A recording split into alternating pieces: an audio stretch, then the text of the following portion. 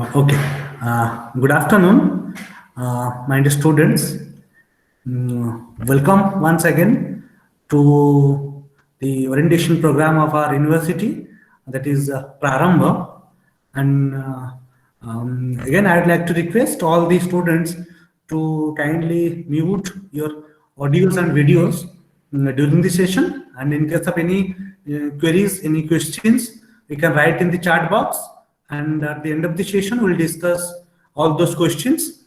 And before that, I must tell you that today the topic is goal setting, a smart approach. And we are really fortunate that we have with us today our eminent speaker of today's session, Mr. Deepak Mishra, Flow Replenishment Leader, USA, and Supply Chain Operations, IKEA, USA. And Mr. Mishra is a proud alumni of ASBM University. He has over 13 years of experience in manufacturing, supply chain operations in retail and e-commerce sector with world-class companies like Amazon, IKEA in South Asia and North America. He has worked in various areas of supply chain during past 13 years: supply planning, supplier development process, logistic, network design, and flow optimization. Currently, he is working at IKEA, North America, as a flow replenishment leader in supply chain operations and responsible supply and distribution network development strategy for Americas, US, Canada, and Mexico. Before starting the session, I must request our speaker. I must welcome our speaker. Good afternoon, sir. Good morning, as there is morning in USA. And I must tell you, sir, session will have 45 minutes, and we are going to organize a webinar today at 4:30. So exactly at 4:10 or 4:15, we'll close the session, and after that, we will go for the webinar. Thank you so much, the students. Sir, please start the session, please. Sure. Thank you, Dr. Das. I hope I'm audible, right? Yes, sir. Yes. Okay. And also, you guys can see my screen. I'm sharing a presentation.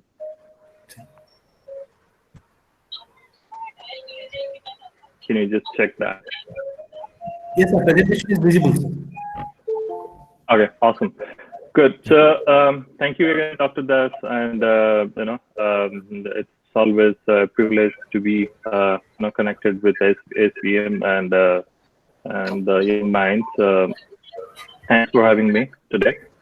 So I'd like to also thank Dr. Pattanayak and other professors of ASBM. I hope everybody is doing okay and healthy, safe, and sound during this pandemic. And like I said, it's always good to be in touch with ASBM and be back in campus, even if it is in a physical or a virtual setup. So I enjoy both. So I hope all the students are excited to start their new journey. And I saw all the speakers who have been speaking to you guys over the last month. You must be very fortunate enough to listen to those speakers before you're starting your course, because you are kind of getting a glimpse of what's happening in the corporate or what your life is going to look like when you go out of this college. So, as Dr. Das said, today's topic is goal setting. But let me ask you guys a question. So, would you set up for a cross-country trip or a ride without having a map or a GPS or a clear destination in mind? If you do so, you might have an interesting adventure for sure, because a lot of people would like to have an adventure. But there is a high chance that you will wind up somewhere where you didn't want to be, right? So we are not talking about going within a country. So we are talking about a cross-country trip, right? It's like our life, which goes long and long, right? So that's why it's so important to have a goal to have a goal in your mind. That's why it's so important to set goals, because goals act like a roadmap for your life. They help you to take control and guide along your journey so that your experiences are rich, satisfying, and enjoyable, isn't it? So to set your goals, you need to definitely know how to set them. Yeah. So that's why we'll be talking about today 5 golden rules of goal setting, right? I mean, of course, if you talk about goal setting, there are numerous different types or rules, but I'll be limiting myself to 5 golden rules, which I always like, and I try to follow that by myself. So let's take a look at what are they. Yeah. So the first one is try to set a goal which motivates you, right? To me, actually, so if I'm not motivated towards a goal, I cannot give my 100%. Doesn't matter how big it is or how interesting it is, because I cannot really connect myself to the goal, right? And try to imagine working day in and day out in a goal which doesn't really excite you, isn't it? So then, of course, you will not be there by yourself. So chances are you'll give up before you achieve it, right? If it is not motivating you. And when you see, or when you set a goal, try to analyze what is in it for you, or what it means for you, right? Are you really passionate about it, or you are just be there, right? So that's why it is very, very important to understand or to set a goal which is really motivating. And we'll look at a real nice story about that actually later on. The next one is try to set SMART goals. So that's the topic for today. So we'll focus more on SMART. So when I say SMART, SMART stands for specific, measurable, achievable, or you can call attainable, then relevant and time bound. Yeah, because goals work the best when you can evaluate your goals objectively, and with SMART, that's what you can do. Yep. Then put your goals into writing. I'm sure you might have heard about if you write something, then you are really into it. And from your childhood, I mean, at least from my childhood, my parents always would say, write down something if you do not want to forget, or you want to really do something good, right? So that's why if you write something, it's of course, it's a physical act, and this physical act makes your goals very tangible, right? Because it's written somewhere, it's in front of you, or it's in a pocket, right? Pocket in the not sense pocket, but it's like accessible to you all the time. Yeah. And also they feel really important, right? And because they're real, you have written them, right? So when you write, also it's very important to use the words I will rather than I might, right? Because will brings more power, intention, right? It's like you set yourself a mission and you're trying to accomplish it. I will do this rather than I might do this, right? I might put a lot of uncertainty there. Okay. So that's why it's important to write down the goals. Then the fourth golden rule is making an action plan. So by writing your individual steps and crossing them out, when you accomplish them, you realize that you're making progress towards your goal.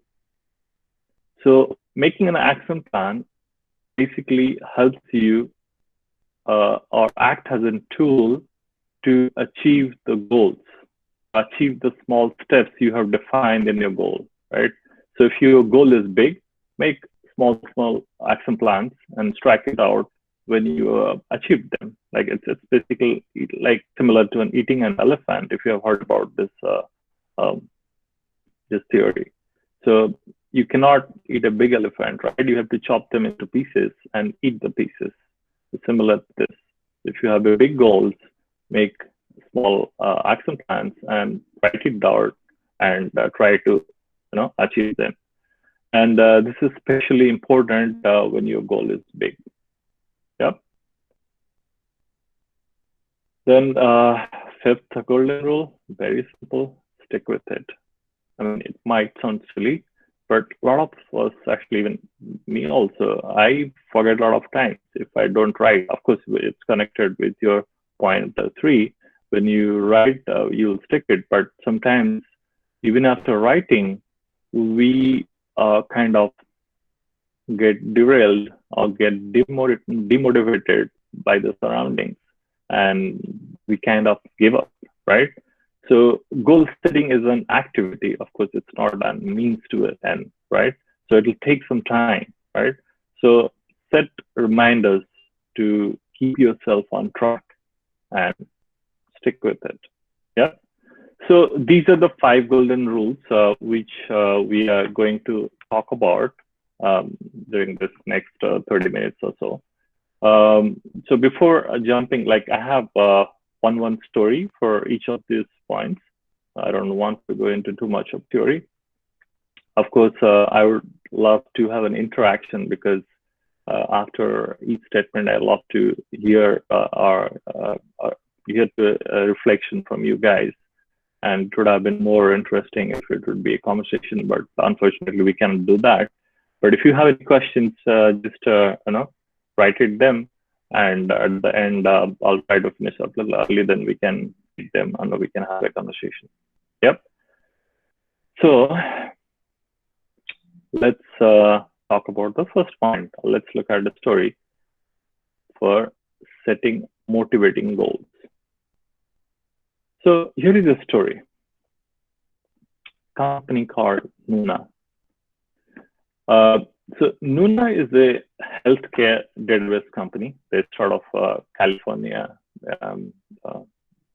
or based out of San Francisco, California, I would say, in the United States. So what's so special about it? So we'll look into that. Jeannie Kim, she's the co-founder and CEO. She is an ex-Googler. She used to work with a digital health platform in Google for many years. Then later on, she founded this company. And here is Jeannie. So you must ask, like, why am I talking about this? What's so relevant, right? So when you try to set a motivating goals, of course, you ask a question, why? Why this is motivating you, right? Why this story sounds compelling, right? Why you should buy into that goal. So that's why this story will tell us that why. Yeah? So speaking of Jeannie, Jeannie is basically a Korean migrant. Her parents migrated to United States in, I think, early 70s, I guess. So she was the founder of Nuna. And what happened, 2 years of the company was live. Nuna, this healthcare database company, got issued a proposal from federal government in the United States to build a cloud-based platform for the insurance service called Medicaid. Well, those who don't know what Medicaid is an insurance plan. It's a free insurance plan, or you can say free healthcare plan for the children who are poor and for the children who are disabled, children with disability, right? So this Medicaid serves these 2 categories of children, especially for children. And since Nuna being a healthcare company, and it was quite young and compelling, so that's why federal government has proposed this company to build a Medicaid, right? And this, the database for the Medicaid. And this cloud database has to be built within a year because there is a severe demand of this Medicaid. And Medicaid is a quite big program in the US because it serves around 74 million kids. Yeah. So Nuna at that time was a very small company. It had only 15 people.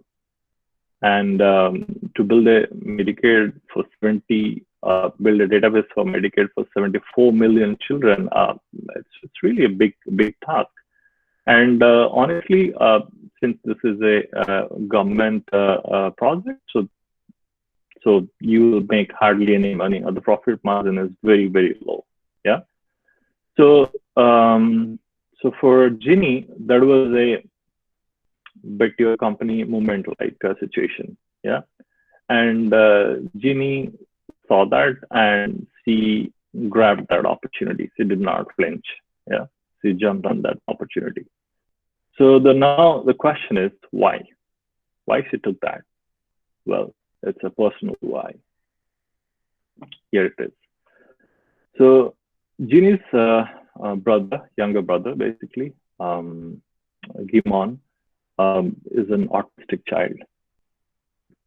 So they both migrated to US when Ginny was, I think, 4 and Gimon was 2.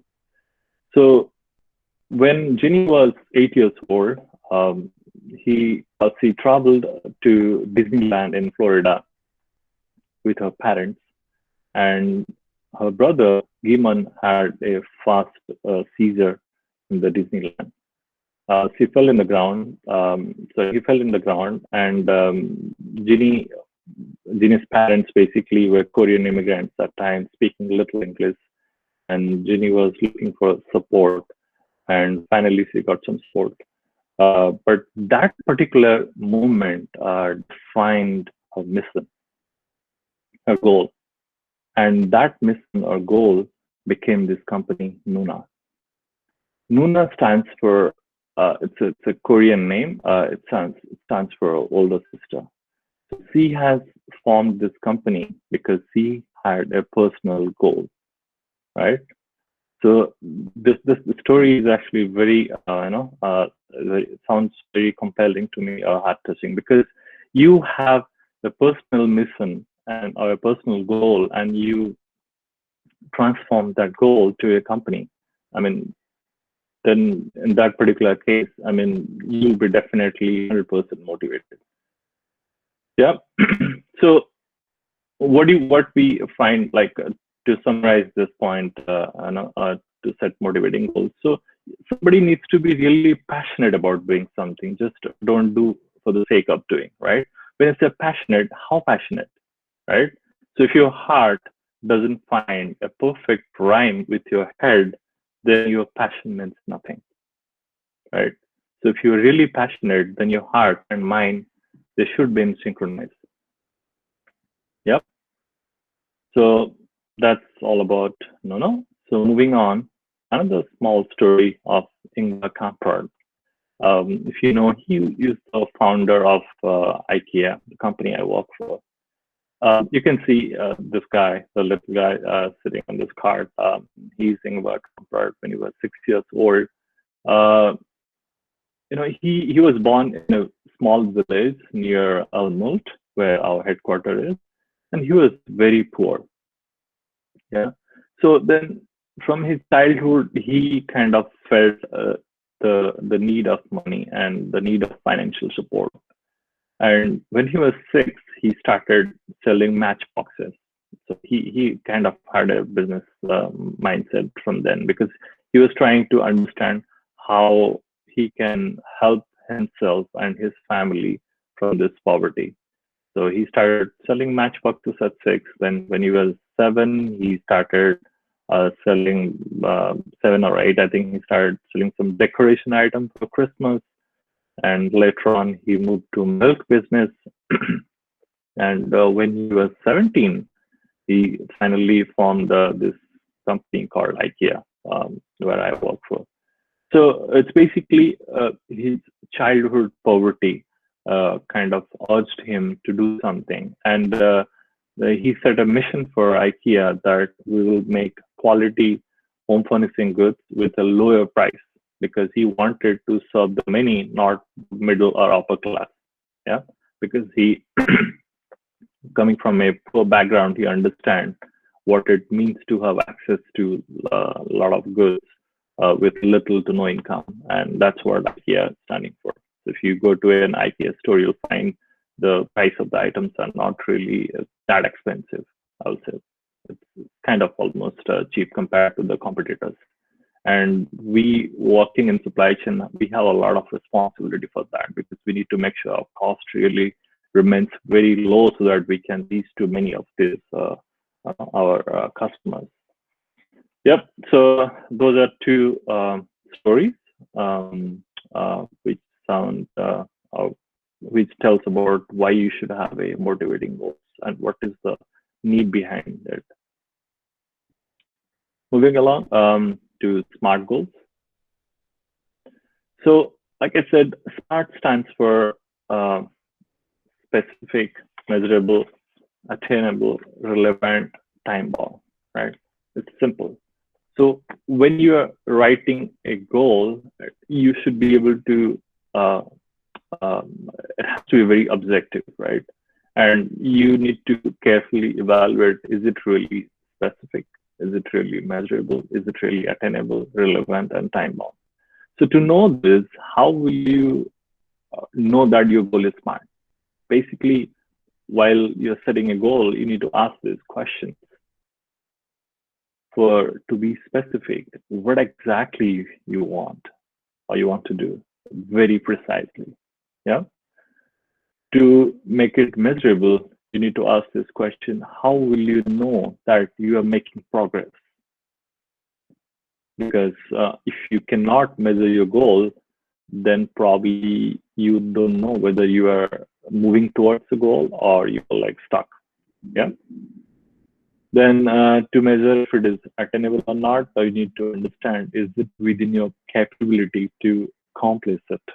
When I say capability, so it's not that you should go too easy on you. At the same time, you should not push yourself too much out of the boundary. So you need to stay in between. Otherwise, if it is too easy, probably you are trying to set something, a goal, which will not really use your capability up to a certain extent. It could be like very easy for you. At the same time, if you push it yourself too much, probably you will not be able to accomplish it because it's not within your capability. Yeah. Relevant is your goal aligned with your values and objectives, right? Like I said in the first one, if it is not motivating you, and if it will not motivate it, if it is not within your values and culture, right? And if it is not matching your objectives. So it's very, very, very important to evaluate that. And very simple, you need to put a deadline, right, when you want to accomplish it. Let's take an I have a statement here from President, US former President John Kennedy back in 1961.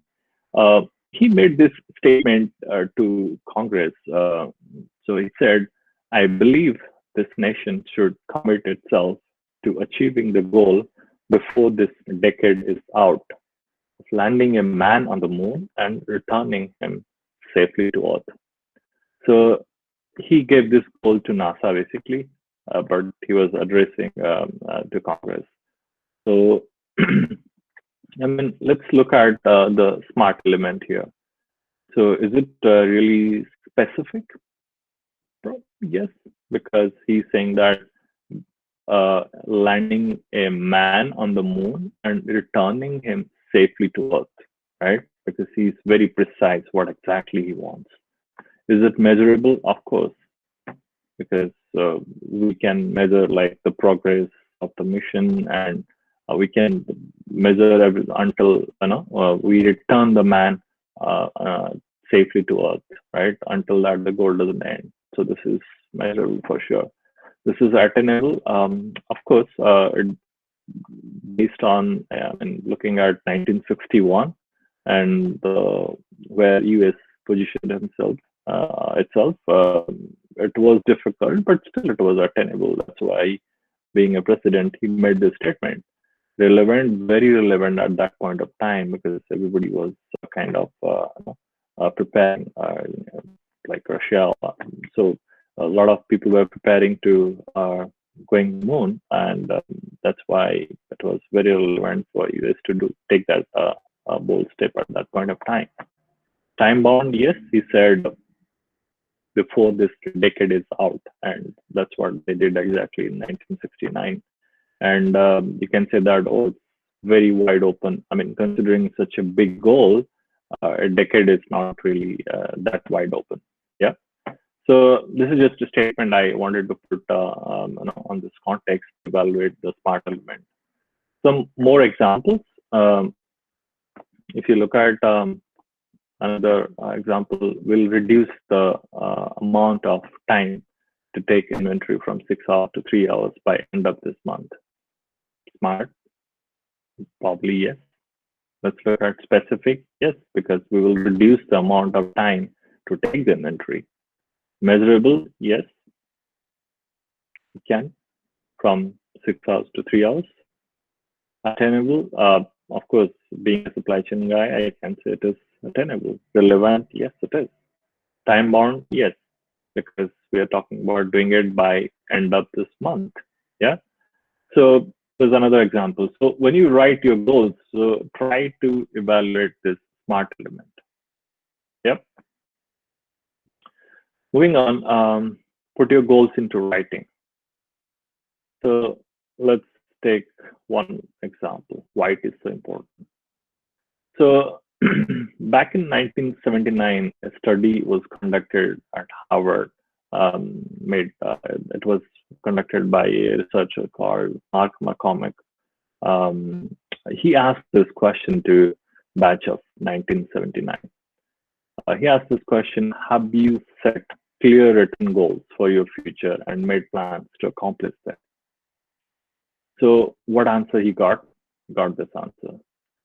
3% of the batch said that they had written goals and plans. 13% had no goals. Sorry, 13% had goals but nothing in writing, and 84% had no specific goals at all. That was his first research when he did in 1979. After 10 years, he went back to those same students to find out how they are doing. Here's the interesting fact. 13% who had goals were earning on an average twice as much as 84% with no goals. Interesting, isn't it? But what is amazing is this. 3% with clear written goals, underline this, clear written goals, were earning on an average 10 times as much as other 97% put together. Yeah. So this makes sense because we have some statistics to prove here. So that's why when you have a goal, don't just keep it in your mind, write it down so that you can really follow through your career or your life, be it your personal goal or be it your professional goal. Yeah. So coming to the last two golden rules, making an action plan and sticking with it. Sorry.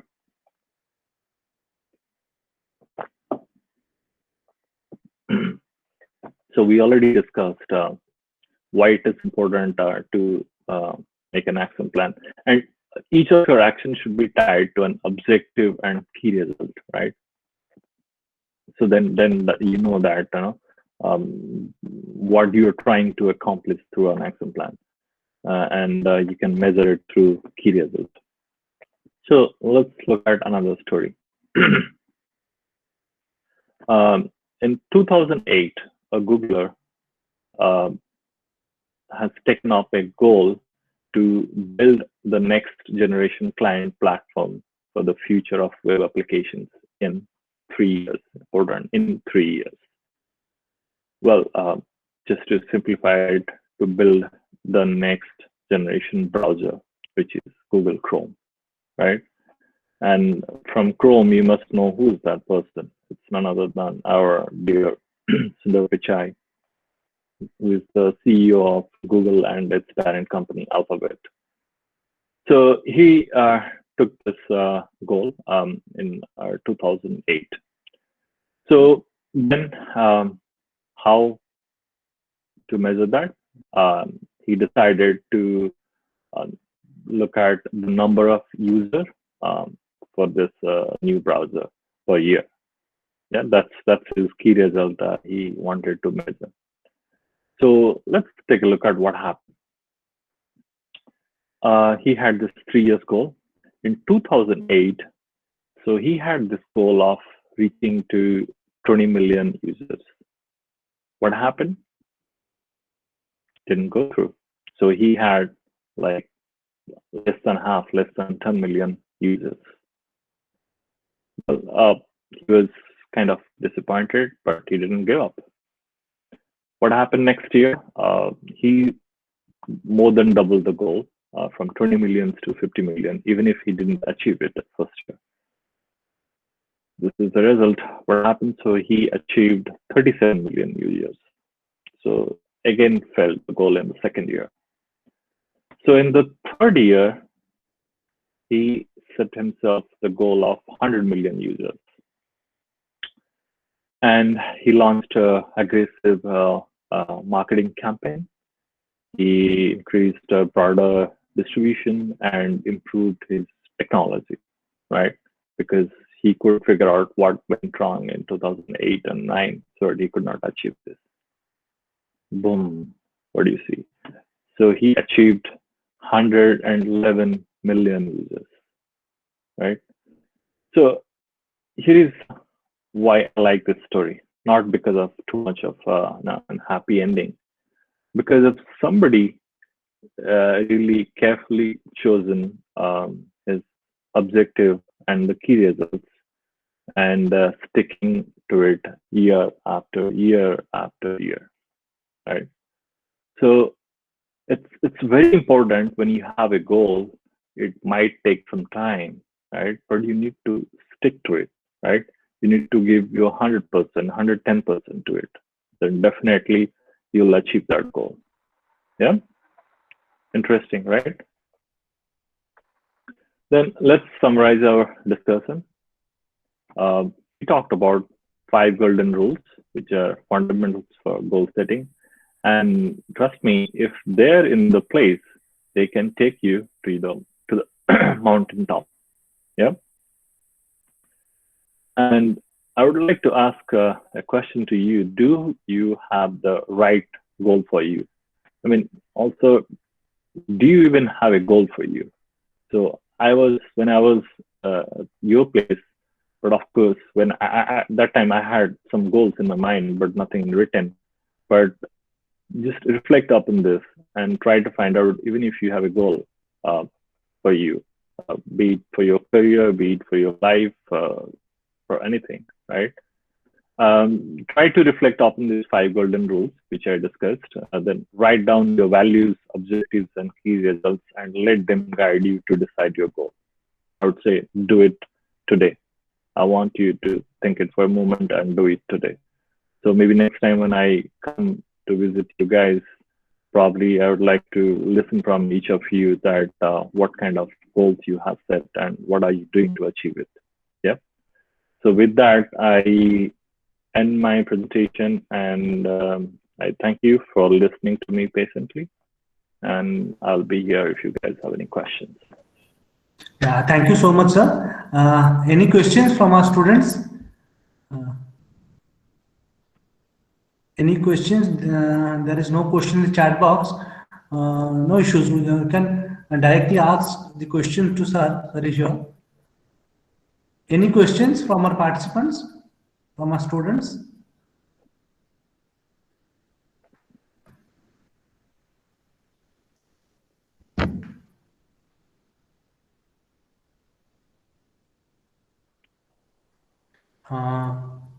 Okay, if you don't have any, sir, no issues. No, I said if you don't have any questions, so you have my contact always. So you have my email, or I'm available in LinkedIn and Twitter. So feel free to reach out to me. And to our students, in case of any questions, any queries, they can directly contact you through mail, through LinkedIn, or through WhatsApp. Yep. Sure, we will do that, sir. Sir, thank you so much for your wonderful deliberation and nice talk regarding this particular. Just I was listening since last 45 minutes about this SMART approach and different 5 goal settings, different category of goal settings and all. And I am 100% sure that the students' deliberation will definitely help our students, the newly batch MBA, BBA, and BCom students, to help them in career fixation and in the future career, definitely. And in case of any queries, any questions, they can talk to you directly. Yes, one question from Rajesh Das. Just a minute, sir. Our goals should aimed on which basis? Goals should be aimed on which base? Like I said in my last slide, it should be based on your values, your objectives. Yeah, these two are important. So if something is not really going along with your value, and also it's very important if you're not really passionate about something, both from heart and mind, then you will not be able to really achieve it. So I would say that you should be passionate and your values and objectives. Thank you so much, sir. Any other questions from our participants, from the students? Any questions from the students?